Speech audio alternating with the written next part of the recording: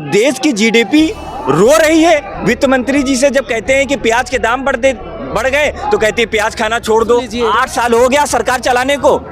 इन्होंने कहा था पहले पंचवर्षीय में 2 करोड़ 7 लाख नौकरियों का सगुफा छोड़ते हैं मोदी जी, लेकिन आपने देखा है हर जगह प्राइवेटाइजेशन कर रहे हैं। क्या बात कर रहा हूँ, 40 करोड़ लोग बेरोजगार फिर रहे हैं, आपकी तनख्वाह बढ़ गई, आप मीडिया गोदी मीडिया हो गए। तो पूछ लेते ना मोदी जी से कि आप जब वहाँ पे थे गुजरात में तो कहते थे 35 रुपए लीटर तेल भी कहूँगा, आप कहते थे कि रुपया उसमें आईसीयू में पड़ा हुआ है। तो तेल सस्ता हो गया, रुपया महंगा हो गया, क्या डीलर सस्ता हो गया, डीजल सस्ता हो गया। जो गूंगी बहरी सरकार है इस देश की, मीडिया से रिक्वेस्ट है मेरी बात उस देश की मीडिया को गूंगी बहरी सरकार तक पहुंचा दीजिए। 2014 के पहले जो महंगाई डाइन थी, आज वही महंगाई और डार्लिंग हो चुकी है। साल 2014 में गुजरात के तत्कालीन मुख्यमंत्री नरेंद्र मोदी ने कहा था बहुत हुई महंगाई की मार, अब की बार फला फला की सरकार। लेकिन उसी नारे के साथ में कांग्रेस भी आगे बढ़ती हुई दिखाई दे रही है। 10 साल का वक्त बीत जाएगा 2024 में पूरे देश में लोकसभा का चुनाव होना है। कांग्रेस पार्टी भी सड़कों पर है। कांग्रेस पार्टी चाहती तो सड़कों पर इसके पहले आ जाती, लेकिन जब सोनिया गांधी को, राहुल गांधी को ईडी का समन भेजा जाता है और दोनों से पूछताछ की जाती है, राहुल गांधी सड़क पर आते हैं, इसके बाद राहुल गांधी की गिरफ्तारी दिल्ली पुलिस के द्वारा कर ली जाती है। राहुल गांधी को ऐसा लगता है नहीं साहब हमको तो रोड पर आना पड़ेगा, अगर हम रोड पर नहीं आएंगे हो सकता है बीजेपी वाले उन्हें 6 महीने साल भर के लिए जेल में बंद कर दें। तो कांग्रेस एक तरीके से 2022 में ही शक्ति प्रदर्शन कर रही है। ये देखिए, पहले आप तस्वीरों को देख लीजिए कि देश के अलग अलग हिस्सों से लोग आए हैं। कोई राजस्थान से आया है, कोई मध्य प्रदेश से आया है, तो कोई उत्तर प्रदेश से आया है, तो कोई हरियाणा से आया है। अलग अलग राज्यों से लोग आए हुए हैं और अपना विरोध दर्ज करवा रहे हैं कि महंगाई पर ये लोग हल्ला बोल रहे हैं, बेरोजगारी पर हल्ला बोल रहे हैं, रोजगार पर। लेकिन कांग्रेस तमाम कार्यकर्ता मौजूद हमारे साथ हैं। सचिन जी, ये जो आप लोग आए हैं तो कांग्रेस के जो नेता हैं राहुल गांधी की गिरफ्तारी कर ली जाती, इसके बाद आप लोग सड़क पर आते हैं, आप लोगों को बहुत डर रहे हैं आप लोग बहुत ज़्यादा। देखिए, डर तो मोदी को है। मैं आप कहना चाहता हूं कि जिस तरह से आज देश में बेतहाशा महंगाई चरम पर है और पूरी तरीके आप सभी लोगों ने देखा है कि लगातार महंगाई के मार से आम जनता पर। ये देखिए, आप इस तस्वीरों को देखेंगे, राहुल गांधी यहाँ पर फिलहाल पहुँच चुके हैं और जो उनकी सिक्योरिटी गार्ड्स है उनकी गाड़ियाँ जारी, और राहुल गांधी अभी कुछ देर में पहुँचेंगे। फिलहाल राहुल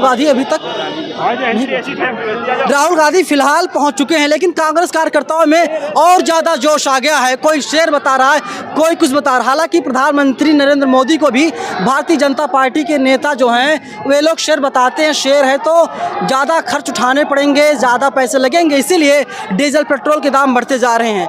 कोई कह रहा था कि राहुल गांधी शेर हैं, शेर तो नरेंद्र मोदी है ना, जो लगातार खर्च बढ़ता जा रहा है, इसी वजह से महंगाई बढ़ती जा रही है। शेर सिर्फ देश में इकलौता है, वो है श्री राहुल गांधी जी। जिस तरह से उन्होंने आवाज उठाई इस झूठी सरकार के खिलाफ, मोदी को झुकना पड़ा। आज देश में बेतहाशा महंगाई चरम पर है और मोदी जी आम जनता का उपहास उड़ा रहे हैं। कहाँ गया वो नारा, बहुत हुई महंगाई की मार, अब की बार मोदी सरकार। अरे ये फेंको की सरकार है। इन लोगों ने जो भी कहा है आज तक वो पूरा नहीं किया है। आप देख रहे होंगे आज इस ऐतिहासिक स्थल पे जो रामलीला मैदान है दिल्ली का, वहाँ देश भर से जनसमूह इकट्ठा हुआ है श्री राहुल गांधी जी के नेतृत्व में। लेकिन जिस तरह से मोदी जी ने इस देश को तबाह करने का काम किया है, देश के आम जनमानस को तबाह करने का काम किया है महंगाई के बोझ से। आज सिलेंडर का दाम देखिए 1000 के पार हो गया, 200 रुपये किलो से ज्यादा सरसों तेल हो गया। और मोदी जी क्या करते हैं, क्या कहते हैं, कभी बोलते हैं भाइयों बहनों करके ध्रुवीकरण में फंसा दो, हिंदू मुसलमान करा दो, जिससे कि ये मुद्दे ठंडे हो जाएं। लेकिन कांग्रेस पार्टी आम मुद्दों को लेकर के सड़कों पे है। जिस तरह से हमने सड़कों पे संघर्ष किया, आज रैली के माध्यम से इस फेंकू की सरकार को आने वाले 24 के चुनाव में उखाड़ फेंकने का काम सिर्फ और सिर्फ कांग्रेस पार्टी करेगी, राहुल गांधी करेंगे। इन फिरका परस्त ताकतों के खिलाफ हम लोग एकजुट होकर के लड़ाई लड़ रहे हैं। बेरोजगारी हो, महंगाई हो, जो बेतहाशा जो जीएसटी हो, जिससे व्यापारी तबका जो तबाह हुआ है, इसको हम लोग एकजुट होकर के मजबूती से बीजेपी वाले कह रहे हैं फेंको तो कांग्रेस वाले हैं और प्रधानमंत्री को अगर आप लोग फेंको बोलते हैं, उन्होंने कांग्रेस को देश से उखाड़कर फेंक दिया। कांग्रेस देश में कहीं नज़र नहीं आ रही, लेकिन जहां पर कांग्रेस है वहां पर हत्याएं बढ़ती जा रही हैं। अभी जो एनसीआरबी का रिपोर्ट आया हुआ है उसमें पता चल रहा है कि राजस्थान में लोगों की मौतें हो रही, लोग आत्महत्याएं कर रहे हैं, पुलिस प्रताड़ित लोगों कर रही है। देखिए, फेंकू सरकार मैं इसलिए कह रहा हूं कि जिस तरह से मोदी ने कई वादे किए थे 2014 में, 2 करोड़ नौकरियों का वादा था, 15 लाख की बात थी, कई सेक्टरों में अलग अलग प्राइवेटाइजेशन में करने का इनका वादा था। आज क्या हुआ? आज तो देश की जीडीपी रो रही है। वित्त मंत्री जी से जब कहते हैं कि प्याज के दाम बढ़ गए तो कहती है प्याज खाना छोड़ दो। तो मैं कहना चाहता हूं कि जिस तरह से ये सरकार लोगों को बरगलाने की कोशिश कर रही है, इस हमारे लोगों को लड़ाने की कोशिश कर रही है, इसके खिलाफ आज आम नागरिक आंदोलित हैं और ये आंदोलन आने वाले समय में क्रांति का रूप लेगा। हमारी यात्रा स्टार्ट होने जा रही है कन्याकुमारी से लेकर कश्मीर की, जिसकी यात्रा का नाम है भारत जोड़ो। क्या फर्क उस पड़ेगा? यात्रा से सुनिए, मैं बता रहा हूं, उस यात्रा से ये फर्क पड़ेगा जो देश में ध्रुवीकरण का माहौल है, पोलराइजेशन का माहौल है, उसके खिलाफ हम लोग गांधीवादी विचारधारा के साथ, अहिंसावादी विचारधारा के साथ देश में सभी तबकों को एक साथ लेकर के जोड़ने का काम करेंगे। जो मोदी ने देश को तोड़ने की साजिश रची है, विपक्षी दलों को ईडी का डर दिखाया है, इसके खिलाफ हम लोग लड़ाई लड़ेंगे। सरकार तो बना लेंगे, हो सकता है सरकार आप लोग 24 में बना भी लें गठबंधन से, लेकिन आप लोग सरकार नहीं चला पाओगे। क्यों नहीं चला पाएंगे? सुनिए मेरी बात। अरे सर सुन लीजिए, राजस्थान में हम लोगों ने किसानों का 72,000 करोड़ कर्जा माफ किया। नहीं थी, स्मृति ईरानी की रोड पर आई थी ना। जिस समय उस समय जो महंगाई थी, आज की महंगाई में कितना डिफरेंस है। उस समय पेट्रोल के दाम, डीजल के दाम 80 रुपए थे, आज कहाँ गए? सिलेंडर के दाम बढ़ी है ना सर। देखिए कहाँ कमाई बढ़ी, बेरोजगारी तबाह हो गए लोग, कमाई आप बता रहे हैं। राजस्थान में आपकी सरकार है ना? राजस्थान में हमारी सरकार है। हमने आप सभी लोगों ने देखा, मैं आपको बता रहा हूँ, वहां देखा हम लोगों ने कैसे हर फील्ड में रोजगार सृजन का काम किया, जिसमें हम लोगों ने आउटसोर्सिंग के माध्यम से जो नहीं सुन लीजिए, आप हमारी बात सुन लीजिए। पत्रकारों की तो एक बात होती है, सुनते नहीं है, वो सिर्फ मोदी की सुनते। मोदी कहते भैया ये कह दो, प्रेस कॉन्फ्रेंस किया नहीं, कैसे सुनते हैं मोदी की? फर्जी का आरोप लगा रहे हो आप। राहुल गांधी जी कांग्रेस पार्टी हमेशा करती है, मोदी जी भी करते थे। कब करते थे? अरे जब पीएम नहीं थे तब करते थे। अरे तो वही मैं कह रहा हूँ, ये लोग झूठे नहीं बन पाए ना। मैं बता रहा हूँ, ये लोग झूठे लोग हैं, इन लोगों की बातों में मत आइए, इन लोगों की बातों में कभी नहीं आना चाहिए। ये लोग आप अगर उनसे पूछ लेंगे कि भैया 2 करोड़ नौकरी कहाँ गई, तो एकदम से उनको साफ सूझ 7 लाख नौकरी दे दी 8 साल में। अच्छा, सरकार ने आंकड़ा पेश किया था, लेकिन सुनिए 8 साल हो गया सर, सुन लीजिए सवाल सुन लीजिए। 8 साल हो गया सरकार चलाने को।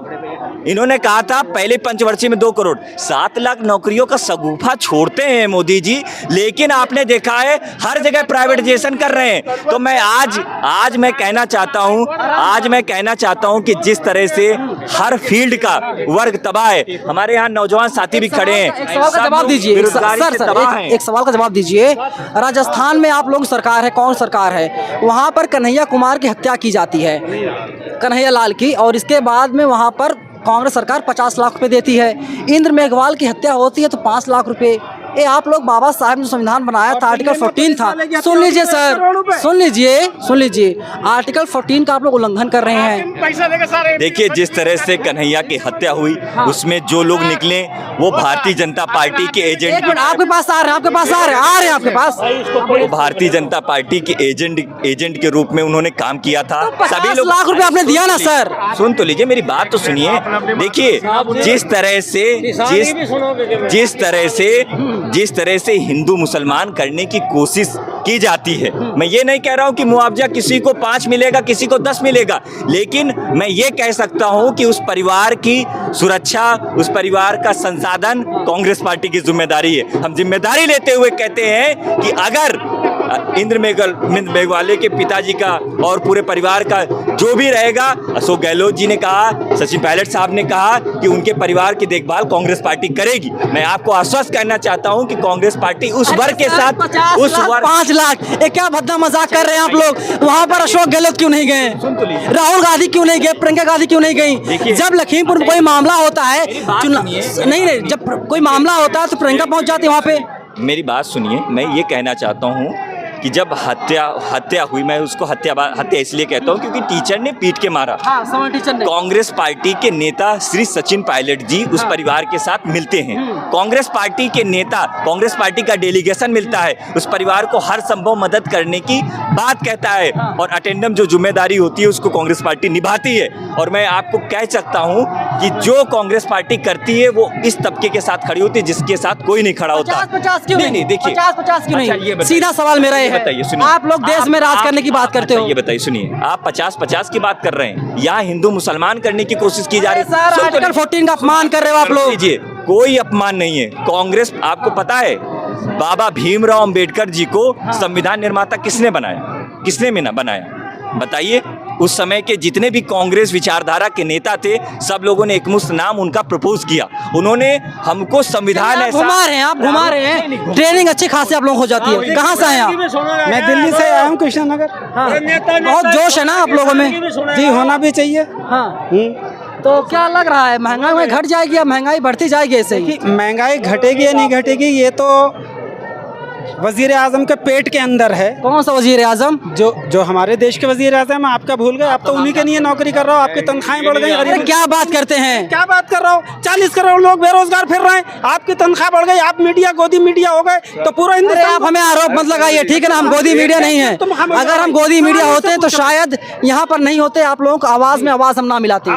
आवाज ये यूट्यूब वाले आवाज लगा रहे हैं। आपने अभी एक भाई से पूछा था इंटरव्यू, मोदी जी ने तो कोई नहीं दिया, और एक इंटरव्यू दिया तो उससे बौखला जाते हो। रजत शर्मा से सेट करके एक रजत शर्मा कौन है, गोस्वामी कौन है? हमें नहीं मतलब उनसे। राहुल जी रोज इंटरव्यू देता है, लेते क्यों नहीं? आप इंटरव्यू लीजिए ना, जाइए ना, आप उनसे पूछिए ना कि जब तक ये वहाँ पे थे। लोग फिर कहोगे सवाल विपक्ष पूछा जा रहा है, राहुल गांधी का कोई इंटरव्यू क्यों लेगा भैया? भाई साहब, सवाल तो आप लोग विपक्ष से पूछ रहे थे ना, तो कभी उनसे भी पूछ लेते ना मोदी जी से कि आप जब वहाँ पे थे गुजरात में तो कहते थे 35 रुपए लीटर तेल भी कहूँगा, आप कहते थे कि रुपया उसमें आईसीयू में पड़ा हुआ है, तो तेल सस्ता हो गया, रुपया महंगा हो गया, क्या डीलर सस्ता हो गया, डीजल सस्ता हो गया, नौकरियां मिल गई। क्या मुद्दे लेकर आए आप? ऐसा मेरी बात सुनिए, मैं आपकी बहुत देर से सुन रहा हूँ। अब नेता लोग सुना दीजिए। बात कर रहे हो, अब किसान की बात कहाँ से आए सुनिए। हैं? मैं हरियाणा प्रदेश से आया हूँ, सिसाना गाँव, जिला सोनीपत, हरियाणा के रहने वाला हूँ।